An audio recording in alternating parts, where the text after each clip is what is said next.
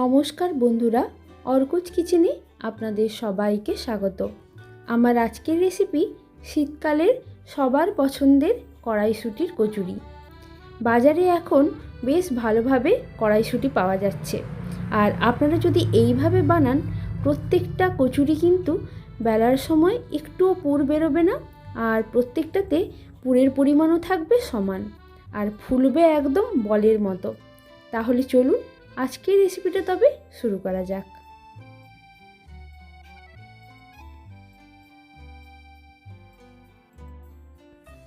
কড়াইশুঁটির পুরটা বানানোর জন্য প্রথমে কড়াইশুঁটিগুলো আগে ছাড়িয়ে নিয়েছি আর ভালোভাবে এটা ধুয়ে নিয়েছি। এবার এটা কাঁচা অবস্থাতেই আমি ব্লেন্ড করব। মিক্সির জারে নিয়েছি এক টুকরো আদা, সেটাও ছোট ছোট টুকরো করে এর মধ্যে দিয়ে দেব। এই পুরটা তৈরি করতে খুব বেশি মশলার কিন্তু প্রয়োজন পড়ে না। নিয়েছি 3 থেকে 4টে কাঁচা লঙ্কা, আপনারা ঝালটা আপনাদের পছন্দ অনুযায়ী দেবেন। এবার দেব 1.5 চা চামচ নুন আর 1.5 চা চামচ চিনি। প্রথমেই আমি সব উপকরণগুলো মিশিয়ে দিলাম যাতে একদম ভালোভাবে এটা মিশে যায়। এবার অল্প একটু জল দিয়ে ভালোভাবে এটা ব্লেন্ড করে নেব যাতে একটা স্মুথ পেস্ট পাই। দেখুন খুব ভালোভাবে কিন্তু এটা ব্লেন্ড হয়ে গেছে।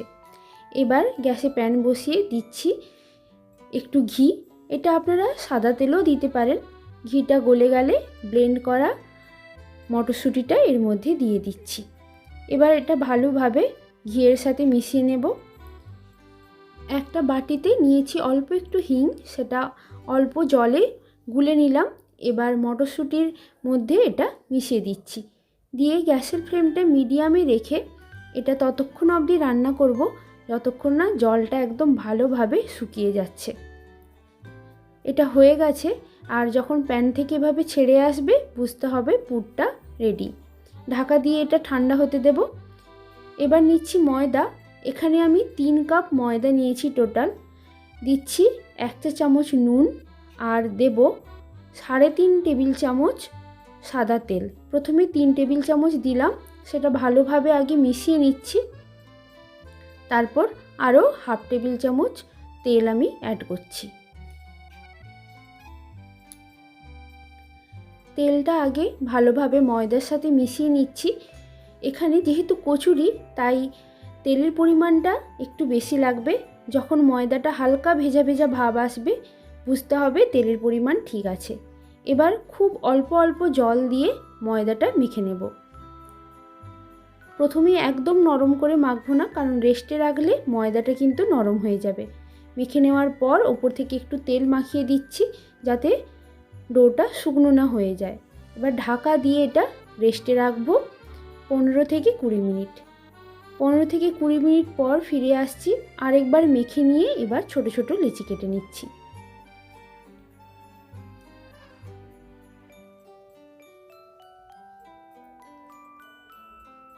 লেচিগুলো রেডি হয়ে গেছে, আর যে পুরটা তৈরি করেছিলাম সেটা একদম ঠান্ডা হয়ে গেছে।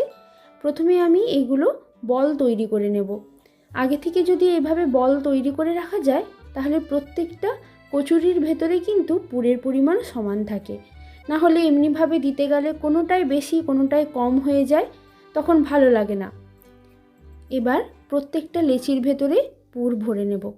প্রথমে লেচিগুলো নিয়ে এইভাবে বাটির মতো একটা শেপ করে নিতে হবে, যেভাবে আমরা পুলি পিঠে বানাই বা আলুর পরোটা তৈরির সময় আলুর পুর দিই, ঠিক তেমনটা বাটি করে নিয়ে এর ভেতরে এক একটা পুরের বল দিয়ে দেব।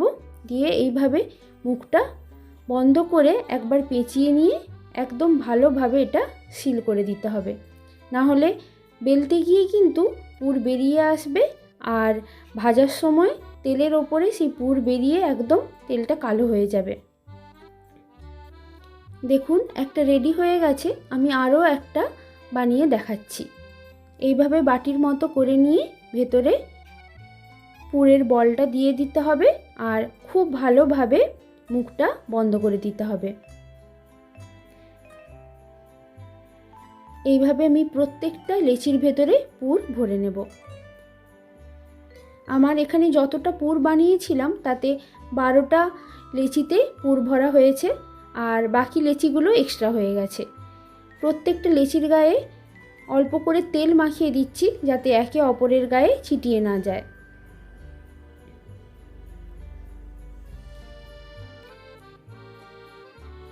এবার কচুরিগুলো বেলে নেব।